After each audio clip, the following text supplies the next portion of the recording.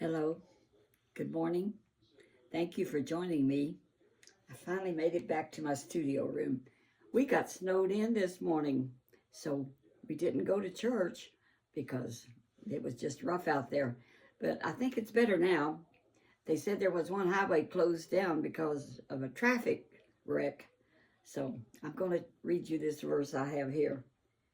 And so do not fear, for I am with you. Do not be dismayed, for I am your God. I will strengthen you and help you. I will uphold you with my righteous right hand. And he does it. I've had that happen over and over. It don't say where it's at, but I got it off the front of my phone. And I really like some of these verses that my phone brings up. So James has been looking through his pictures. He had boxes of pictures that he bought from our other house where we lived up in the Knobs. And when I never met him for a long time, and his office was right across from my public library where I went all the time. I mean, I would go at least once a week, sometimes every 2 weeks, and get me 6 or 8 books to read because you could keep them out a good long while. And he found a picture of what I used to pass when I went to his office. And I have a picture of it, and it's on my phone. I took a picture of it. Look at this. I told you about how it had big horns out front. It was a Cadillac convertible, and here it is. Can you see that? See the horns in front? See the flags? I don't know who that is in the background. But one day when I came home from the library, I saw this black-haired man. Now, that was when I was happily married, and he was happily married, and his wife helped him in the office, and I didn't know him from Adam's. I never met him. But I saw this black-haired guy get in that Cadillac, this Cadillac right here, and drive it away. And he had this long hair and a black ponytail, and he had these dark sunglasses on. He looked like a hippie if I ever saw one. He was a hippie. And now he's an old 83-year-old hippie. He's got a white ponytail because he turned gray after that, because that was many years ago when I used to run to the library all the time. And because I read a lot. I still read a lot and enjoy it. I've been getting some really good responses about my brother Denny singing There's a Little Rosewood Casket Sitting on a Marble Stand. And that's an old song that my mom used to sing when I was a little girl. When we lived up in the mountains in North Carolina, because Daddy worked for the Skyline Drive. He worked for the company that was building the Skyline Drive. And so my mom would sit on the bed and sing, There's a little rosewood casket sitting on a marble stand. There's a package of love letters. And that's all I remember of it. But Denny sang it last night, and there's several versions of that song. But he just did a real good job, and I told him he sent that to me on his iPhone because he just learned to play guitar not too long ago. He learned it. He's 12 years younger than me. I don't know what that makes him exactly, but he's getting up there. He's no spring chicken anymore. That's for sure. But he lives out in the country, and we talk all the time, and we're very close with him and his wife. And I thank God for him. Don't you like my background? That's the tapestry I put on James put it up for me. One corner came down, but I got some double-sided tape, and he fixed it. And then I got some spring flowers.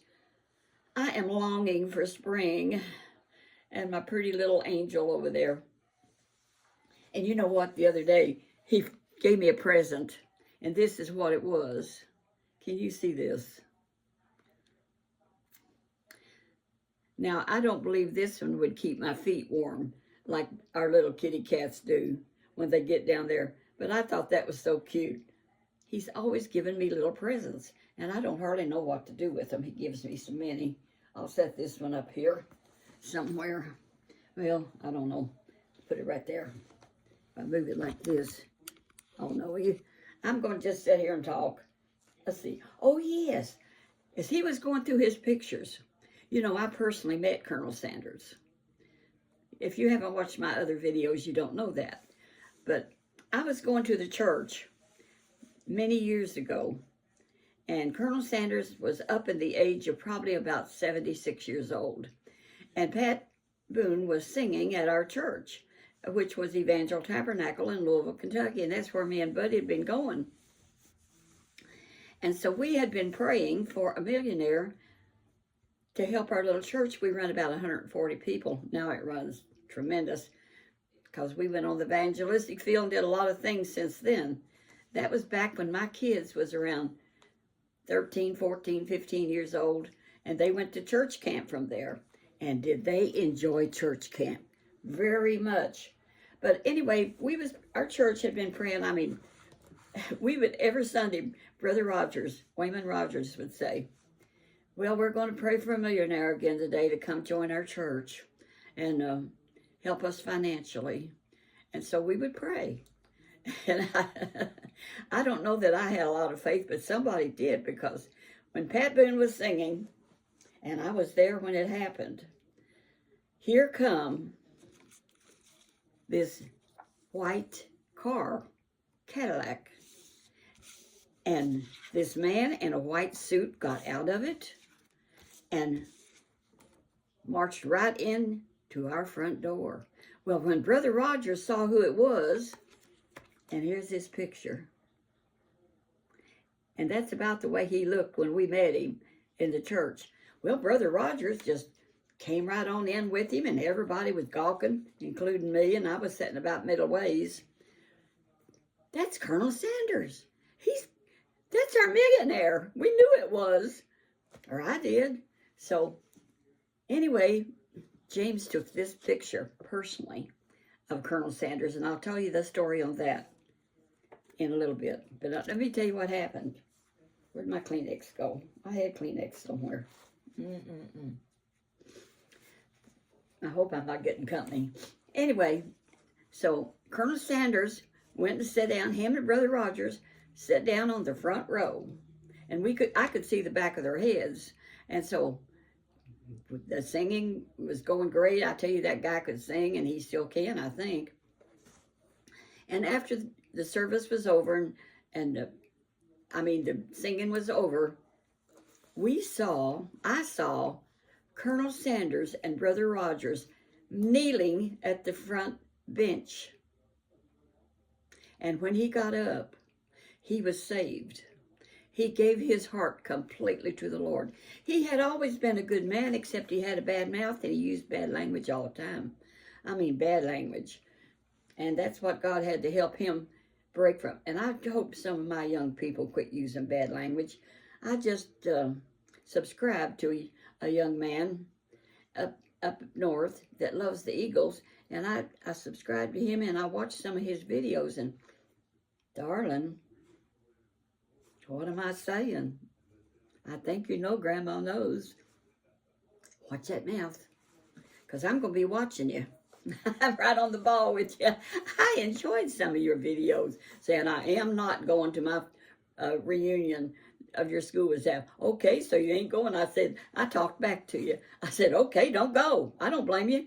I went to one time and I didn't enjoy it. And I went to another one that had another year and I had a good time. You never know. You never know.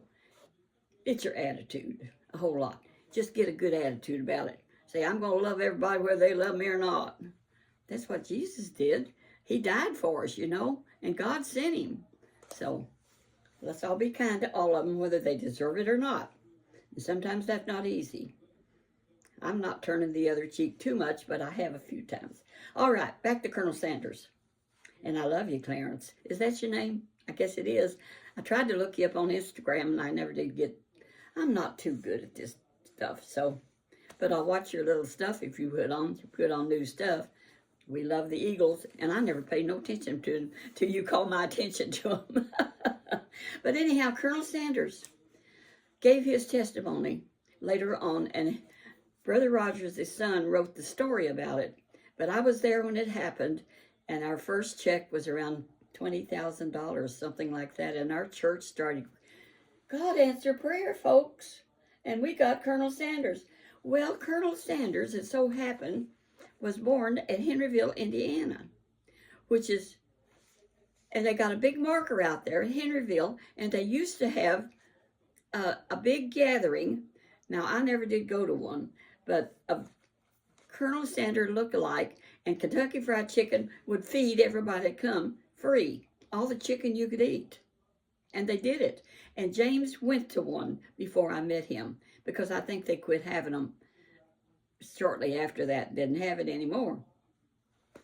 And what happened was, all these, ever who was the best look-alike, that looked like Colonel Sanders, won a big prize. And so I have some pictures that James took there of people. Now this guy looks a lot like Colonel Sanders. See that? But he's not Colonel Sanders. And then here's some more. Look at this. Get that in focus. Now they don't look like Colonel Sanders, but they dressed up like Colonel Sanders. And here's one. This really is Colonel Sanders. See that? That's him in person. James took these pictures when he went to that big hoopla party that they had. And Colonel Sanders was there in person. And now here's some more. These were funny, but they dressed up like Colonel Sanders. See that? This was a joke. They did that. And now let me see. Here's one that won the prize. And he did look the most like Colonel Sanders, didn't he? That's him. But that's not Colonel Sanders. That's the one that won the prize. And here was a bunch of those people that all was in the competition. And you could tell which one won. So anyhow, when after he got saved and started coming to our church, visiting, him and his wife, and she was just as sweet as she could be. But Buddy was in country music then, so, you know, Colonel's got a lot of money. I read in his, about him, that by the time he was 88 years old, he was a billionaire. He was a multimillionaire, and then he was a billionaire when he was 88, because he had Kentucky Fried Chickens everywhere, and he started the hard way. If you read his story, which I just brushed up on it, he started working at 6 years of age because his daddy died. He learned to cook real young, and he went in the service for 1 year, and he got out a year later. I don't know why. It don't tell you on the internet, but he got out, and then he started doing different jobs. He had a ferry boat company, and then he bought that filling station down at Corbin, and he started frying chicken and serving it out of his filling station. And I have been to Corbin, Kentucky, down there where he started, because we traveled a lot when we was on the evangelistic field. And so we stopped in there more than once. And they're still selling Kentucky Fried Chicken. Oh, honey, that was 40 years ago when we was on the evangelistic field, because Buddy died when he was 63. And he was gone, and I was all by myself. And, you know, I really thought my life was over. I thought I will never marry again, because I am not going to let anybody see this body naked. No sirree, job, Bob Jack chicken tree. That's what we used to say. I'm not going to let, because I had surgery when I was 17, and I've got a scar down the middle of my stomach that's this wide, because back when I had to have that surgery, when I was so sick with infected female organs, because I had ovarian cyst that were as big as a lemon. And the only way they could find out what was wrong with me is they said, we're going to have to open you up and find out what is going on with you, because I would cry with the pain I was having. I mean, it would hurt for 2 or 3 hours sometimes. And it would come and go. And sometimes when I had my period, it was enormous, and I would have to use towels, and I don't know what. I mean, honey, I went through bad times. So when they did that surgery, of course, that helped me a whole lot. But anyway, our pastor, we had a good church that we went to, the same pastor that married me and Buddy. When me and Buddy got married, this was so funny. I was 16, was going to turn 17 in September. And we got married in the preacher's living room with a couple of witnesses. I don't remember who they were. But when the pastor got to the part, says, we do. You're supposed to repeat after him, I do. And so when he asked me, did I? And I said, I do. And he asked Buddy, he was going like this. It was Buddy's turn to say, I do. And Buddy just stood there kind of dumb, didn't say nothing. And finally I said, honey, we do, don't we? He said, I do. It was like he was in a trance. I wonder if he was about to change his mind, but he didn't. We had 44 years of marriage. They were not all happy, but we had some really happy years after he gave his heart to the Lord, which he didn't do till he was 36 years old. And then I never dreamed that we would be traveling full time on the evangelistic field, but the Lord had spoke to my heart when I was little that my husband was going to be a special man for him. And I know I heard it from the Lord because I was praying about my future husband. That's a fact. Really, I remember when it happened out behind the smokehouse on the farm when I was about 11, 12 years old. And I just felt the Holy Spirit tell me, your husband's going to be special. So when I married him, I kept waiting for him to be special. And it didn't happen. He quit church after 8 months. And he quit serving the Lord. And he loved beer. And 3 beers and he was soused. You know what soused means, don't you? I mean, sour. But you know, he never got mean. He just got silly. Or it would make him sick. I'll never forget one time he throwed up in his shoes. We had went to a New Year's thing at the VFW, which I've told about before, but you know, I'm a grandma, I repeat stuff. That's life. So anyhow, we had, me and my sister and her husband and another couple we knew for years, all went down to VFW, which is within walking distance of where I lived then. And so it got along about midnight, and Buddy was drinking nothing but beer, and he had more than 3 that night, and he was getting crazy, silly, not mean or nothing like it, just stupid. And I said, I can't take no more of this. I'm going home. And I felt like I was sinning and bound to go to hell if I kept this up. Because, you know, our church I never drank anything except a Coke, which I don't even like anymore. So I said, I can't take no more of this. So my mom was babysitting Kim. She was a baby, and Kim is now 66 years old. So, you know, that's been a lot of years ago. So I walked home in my little high heel shoes about this high because I never could wear spiky heel shoes. No way, Jose. So I walked home, and Mama says, is it over? She said, where's Buddy? We called him Pa. She said, where's your husband?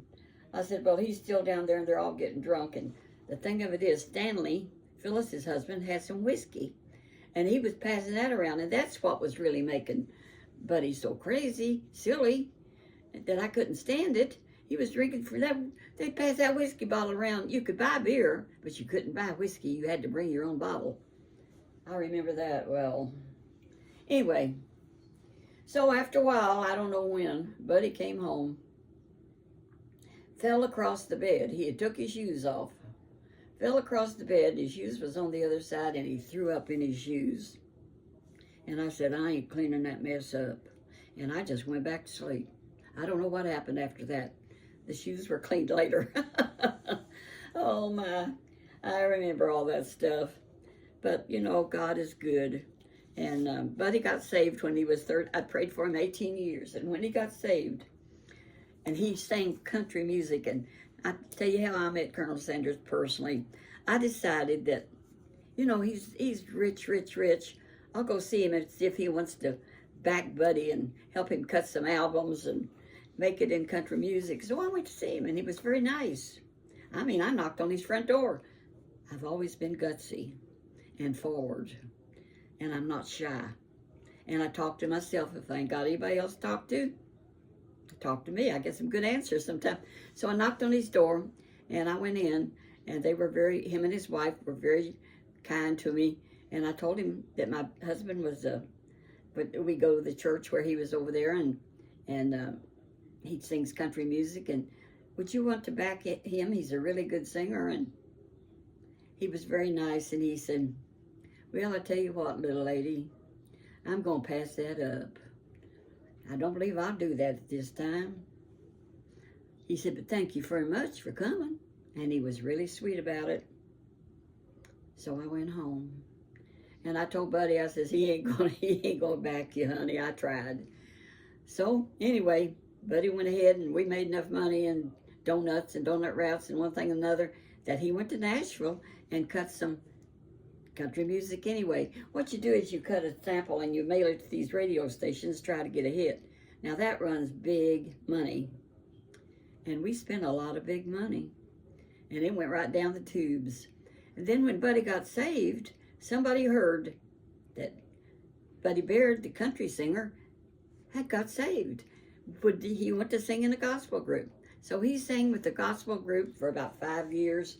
One thing led to another till this group broke up. Something always comes along. Satan got in that group, and we got a girl singer came in that took up with our lead boss, the one that started the quartet, and he got caught. His wife caught him talking on the phone with her. They had another phone, like one in the basement and one upstairs, and she heard them talk about something hitting the fan. Man, it did, and she broke up the group.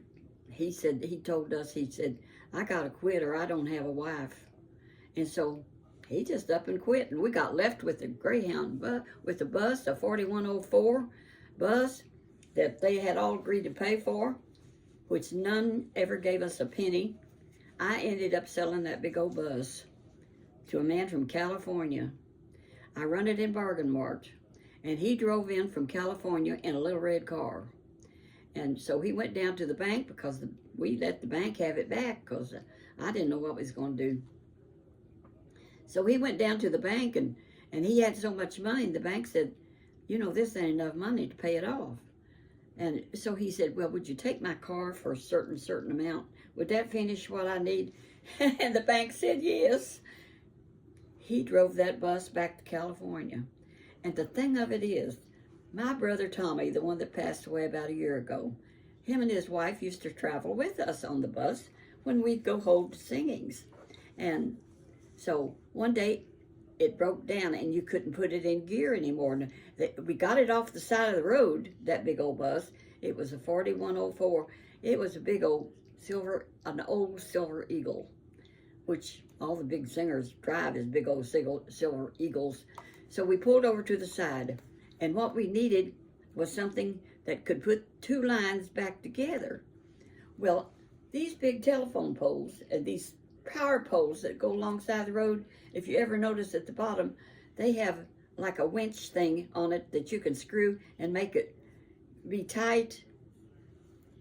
And we had tools on the bus, and my brother Tommy, who was as smart as anything, I mean, he was a genius, really, and he never wanted to work. He was lazy.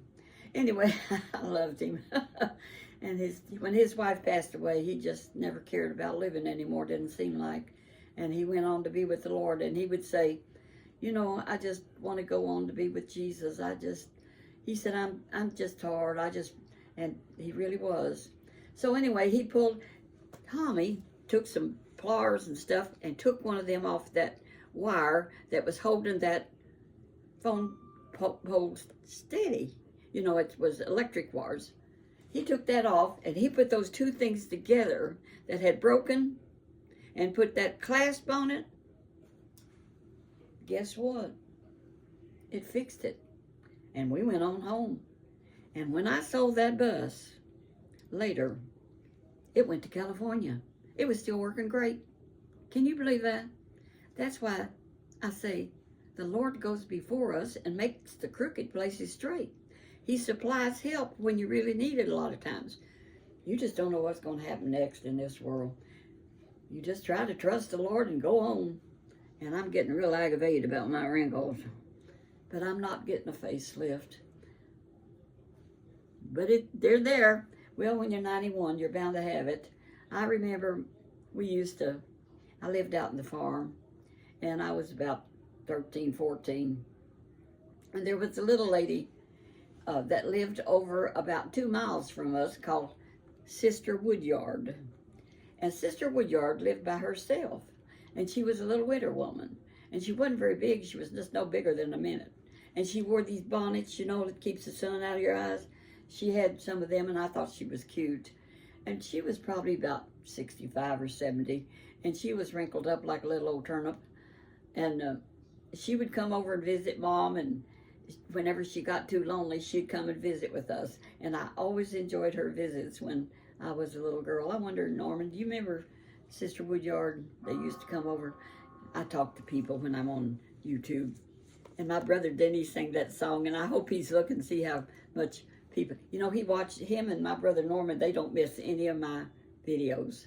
And I'm here at James's house, and he's in the living room watching bluegrass music on the big old screen. He loves bluegrass music. We used to go to a lot of festivals, and when I married him, I had a motor home on my own, kiddos.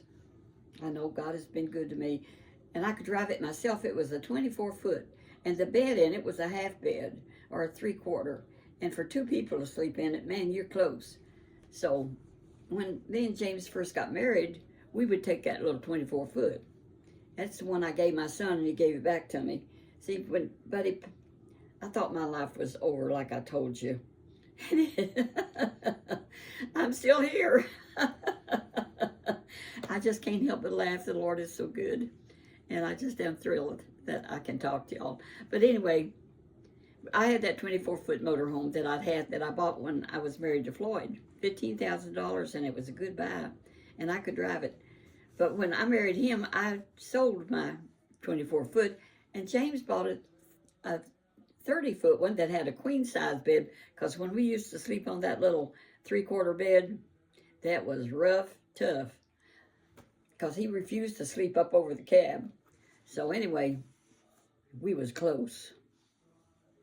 I looked just like my Grandma Edens. I looked a lot like her, and I can see it. When I lift my eyes, sometimes the way she used to look at like that, I see Grandma Edens. She still lives in my heart. I loved my Grandma Edens, my Grandma Ayers, and I loved my grandmas, both of them. And I got to know them both. And I couldn't hardly stand it when my Grandma Ayers, my dad's mom, passed away, because she was so wonderful to me. She babied me. She spoiled me rotten. I would go over to her house, and she'd take me down in the cellar. And we were always hungry when we was little. We didn't hardly have enough food sometimes. And she would take me down in the cellar, and that's where they kept their milk and their cream and to make buttermilk and stuff. And she would take a cup with her, and she would skim off a cup of cream off the top of her milk that later on she was going to make buttermilk with, and butter. And she'd say, "Here, drink this." That's why I'm so healthy. Grandma fed me that straight cream, and I would be strong. And I have always drank milk, whole milk, all my life. I still do. So for lunch today, here it's Sunday, I fried some more potatoes, which we call taters. I fried some taters, and they turned out really good. And that's what James had, taters with ketchup for lunch. Now I'm going to have a better supper, but that was a fun lunch. Well, I'm going to hush. But I had fun talking to y'all today about Colonel Sanders and how they've got a big stand out there where he was born in Henryville. And Henryville is about 20 miles from New Albany. They have a big building, kind of like a VFW clubhouse somehow or other out there. And they used to have bluegrass music out there every Sunday. And back after I first met James, they would have that singing, and I'd go out and we'd listen to the bluegrass music together. And then we weren't really dating, and I'd go home to my house and he'd go to his. But he's the one who told me about it, and I really enjoyed doing that for a few years. On a Sunday evening, they would have different people come in and sing, and they were good. That's just a little extra I added. So, talk to you again sometime, Lord willing. And somebody said the other day, "Grandma, stay forever, live forever." Well, honey, I am, because this is just a proving ground. We all are going to live forever. So choose you this day whom you will serve. And I'm serving the Lord best I know how. And we all have eternal life. And we choose. God don't force us. We choose who we want to serve. Well, as for me and my house, we're going to serve the Lord. And I've got that on my front door at home. At my house. Because we're going to serve the Lord. And when you graduate, when you pass away, the Bible says to be present, to be absent from the body is to be present with the Lord. So if I'm gone, I'm still around, but I'm with the Lord. Excuse me, I talk too much. That's just all there is to it. I need my coffee now. So walk that walk where Jesus would be pleased with you. And I'll catch you later. After a while, I say later, alligator. After a while, crocodile. Bye-bye.